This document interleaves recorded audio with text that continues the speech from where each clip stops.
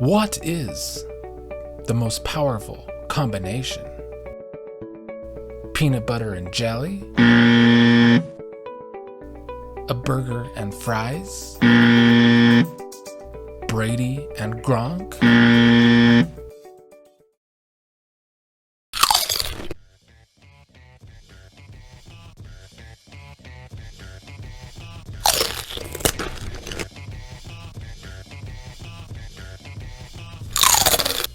Who got through a ton of unwarranted hatred? Who got out a lot of her enemies in pre-jury? I can't. Who won the HOH after taking out her biggest enemy, Daniel?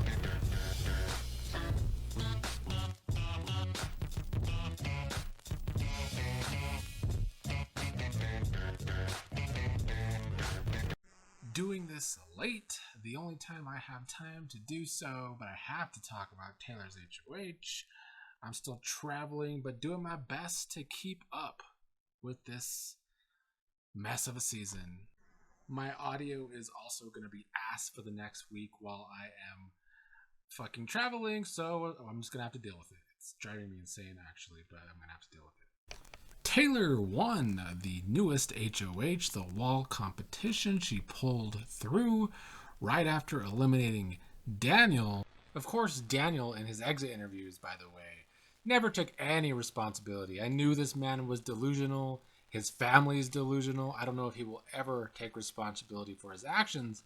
That's why I said I hope he goes through this bullshit for the rest of his life. Gordon in the comments funnily said maybe not for the rest of his life. I would give him parole after 20. I have changed my mind. Maybe Daniel should not get life. I say death penalty. Just kidding. I'm kidding. I'm happy for Taylor getting that letter from home from her mother after all the shit that she's been through in this game. After all of the bad casting in this game. Now, starting off her HOH, I would say she wasn't at her best. Let's just say that. And we're going to get into that because her first talk with the leftovers did not go very well for her. Her original pitch of putting up Turner and Monty as pawns was not the smartest move for her. I'm not following her thought process behind that. Even if she wanted to put up pawns, I don't see how Turner should have been a pawn. I can see Monty, there's some past history between those two to possibly play up, but the Turner nom would have came out of nowhere. And I see some people giving Taylor grief for this, saying that she's so lost in this game, too many steps behind. But I mean, to be fair, she has not had it easy at all socially. In fact, she's had it probably the hardest I've ever seen in a game for a player that's gotten this far in the game after such a terrible start that was not her fault whatsoever. So I have to give her some grace in that her initial thought process was not the most strategic for her game or for the leftovers. We have Joseph pushing his own agenda, and it's probably the right agenda. At first, he wanted Alyssa. He was pushing for Alyssa to go home. He's been trying to set that up for a while now. But Taylor also, another bad thing she did was promise the girls safety as her HOH. She still seems to want to work with the girls in this game that have never liked her and don't respect her. Also a part of her just being too nice. Taylor was talking some shit about the pre-jury at the beginning of her HOH, which I thought was great. Who was Nicole? Daniel? Where you at? Like that ding dong jury house. Oh, it's empty?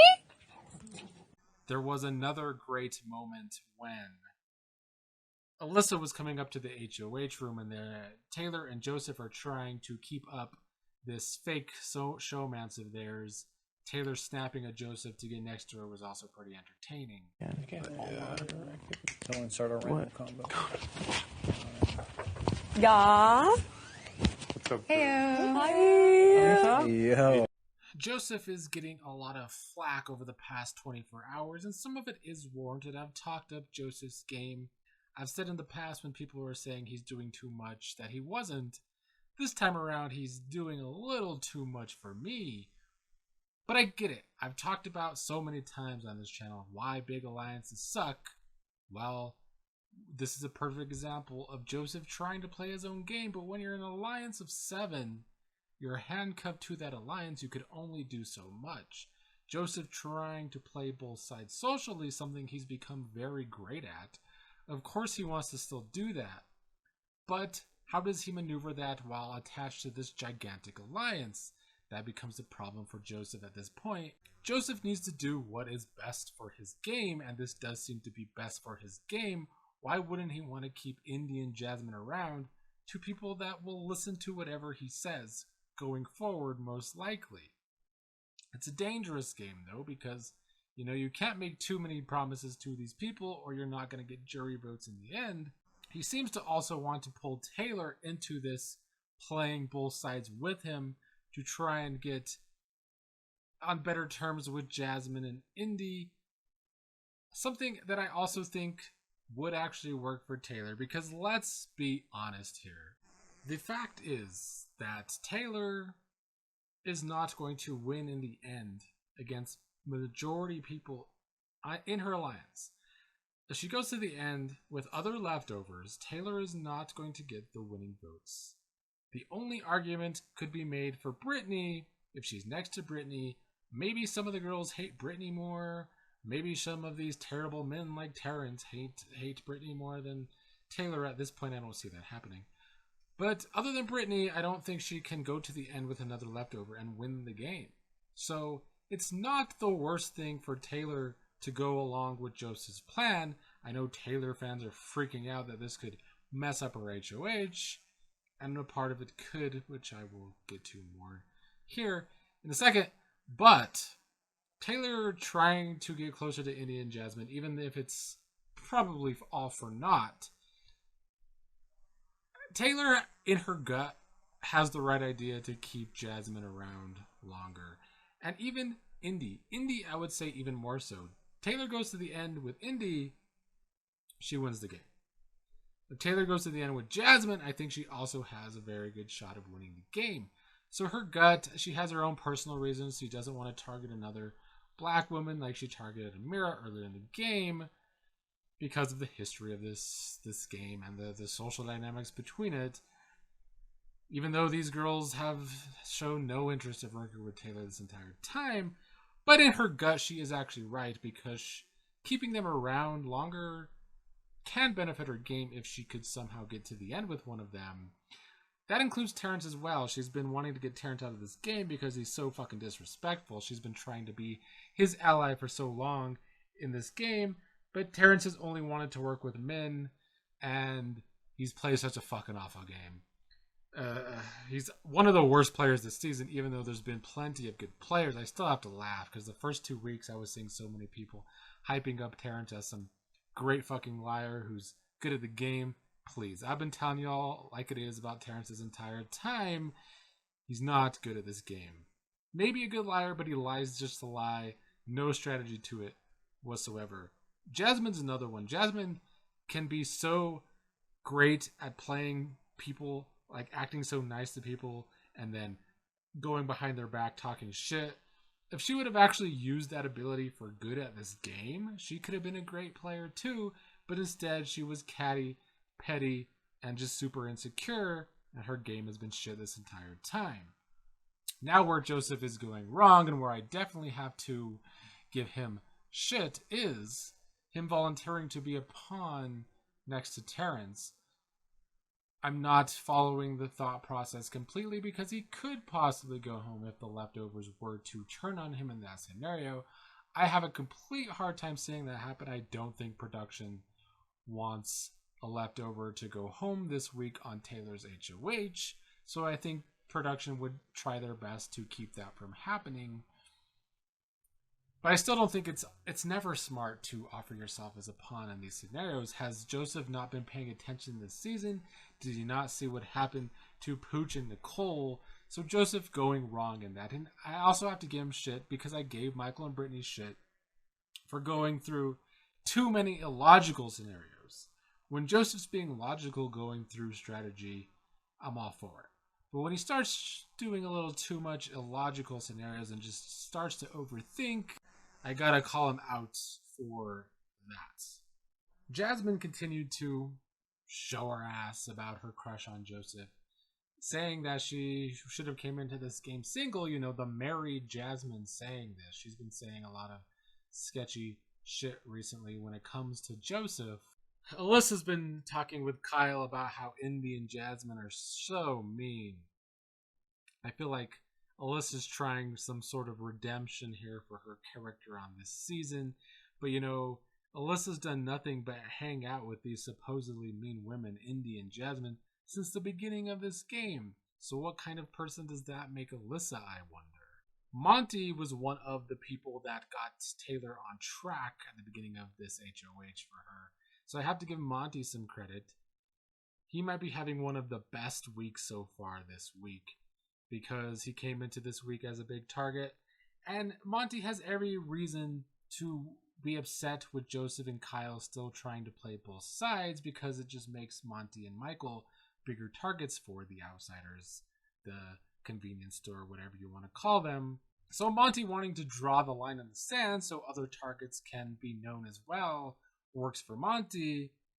Kyle kind of agreed to do so. Joseph's the one who still wants to play both sides, playing their own game. So we're starting to see players within the leftovers trying to maneuver through the chessboard. Turner kind of called out Kyle's all-white alliance that he was trying to make, saying that Alyssa was the one that approached him with it. Alyssa would be mad because she came up to me in private and she asked if me, Michael, and Kyle would want to form something. I was like, and I don't, maybe she was sent to ask that, but I was like, that is an interesting question. He revealed this to Monty, Taylor, and Joseph while Kyle was also in the room. I'm glad that finally got out. Turner continues to show that he might not be pure white enough for Kyle. Kyle wanting to start that all-white alliance. Turner wanting to play his low-key, chill game with whoever he wants to play with. I feel like the most popular players this summer are people that I also like the best. Probably Taylor, Turner, Joseph. I like the way Brittany plays sometimes, but I find her annoying as shit. Monty's grown on me, but he's also not my favorite. I see people panicking about this twist coming up. A twist that would have been so great in a season like Big Brother 18 with a big alliance, Big Brother 19 when the entire house was just playing follow the leader, Big Brother 21 when we had this giant unlikable alliance, Big Brother 22 All-Stars when we had this pre-game alliance dominating the game. But no, they pull out this possibly interesting twist when it's in a big alliance that most people seem to like. So production always does the weirdest shit. But I don't hate it. You know, it's a twist that can possibly break up a big alliance. I'm not convinced production wants to break up this big alliance, but maybe they actually do. But honestly, I don't like this cast still, so I don't care who goes home during this supposed split house next week. I think it's a cool twist, and I hope it works well. I hope it's entertaining for the feeds, because I don't find the feeds to be that entertaining lately. People are worried that it's going to put Joseph at trouble because he's trying to play both sides. It worries me. I mean, it depends how this splits up. We're going to be able to tell if production actually wants the leftovers split up by how it's going to split up 5-5. Who's going to pick it? Will it be random? Because the only way the leftovers won't have the numbers 5-5 is if somehow the 3 non-leftovers are paired with 2 leftovers. That's quite literally the only way, because it's 7 versus 3. So if somehow the 3 convenience store members end up on the same team or the same side, then you know production actually does want to break up the big alliance. Because other than that, yes, the leftovers can then turn on themselves. It will be interesting to watch, though, because we will see who makes the first moves, the first chess pieces. You know, Michael and Brittany have been trying to target Joseph, which works for Michael's game. Not completely convinced it works for Brittany's game. Those two play too much as a duo when I think different things actually help them more. Brittany and Turner, I think, should want to stick with the 7 the most out of anyone in this alliance because they can kind of go under the radar and go further in the game within that 7 while the bigger targets try to take out each other. So Brittany and Turner, in my opinion, should not want to take out a leftover alliance over this next double eviction week thing twist.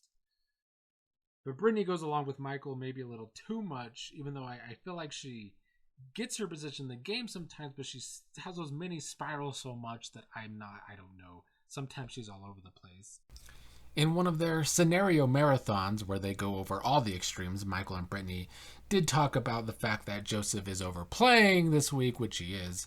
Him going up as a pawn and them trying to get Joseph out this week, going against Taylor, who is supposed to be close to this duo. I would love to see Michael and Brittany try and pull this off because their social games are awful. And I think it would actually be kind of funny because they could end up blowing up their own games in the process. They could probably easily get Kyle and Alyssa on board, but they need 5 votes. That would be a tie. I don't think they would get Turner. He blew up Alyssa trying to make that all-white alliance.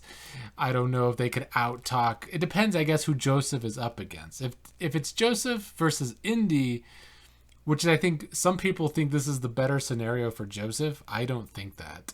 I think Joseph versus Terrence is the better scenario because I think Joseph could work to get Indy, Jasmine, Turner, and Monty to keep him, and he only needs 4 for a tie. And then Joseph, of course he wants to keep playing both sides.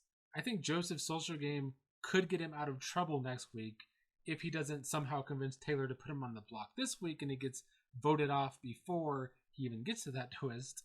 But I think Joseph has a good enough relationship with enough people in his house to be safe. If Kyle and Alyssa are on the same team, which I'm sure production would love, I'm back on the train that despite Kyle's wanting to start an all-white alliance, production still wants Kyle to have the best shot at winning this game. Kyle continues to have the best edit. They over-edit Kyle, they under-edit Joseph, and it is what it is. You can tell what production wants by that, in my opinion. As for Taylor, she can't play the next HOH, it seems. She's going to need to be on a team with people that really have her back in the leftovers. It would depend who wins HOH on whatever side Taylor is on, though. Either way, I think it's an interesting twist. As for this week, though, Indy and Terrence are the initial noms. Joseph wants to put himself on the block as a pawn to try and keep his 2-side thing going on and trying to bring Taylor in on that. Could become quite the clusterfuck as this week goes on. We'll see who wins the veto tomorrow. That's always the most important part of the week. All right, I've rambled on enough. I will see you all when I can see y'all again. Sorry if the audio is shit. I'm going to try and fix it as best as I can in post-production.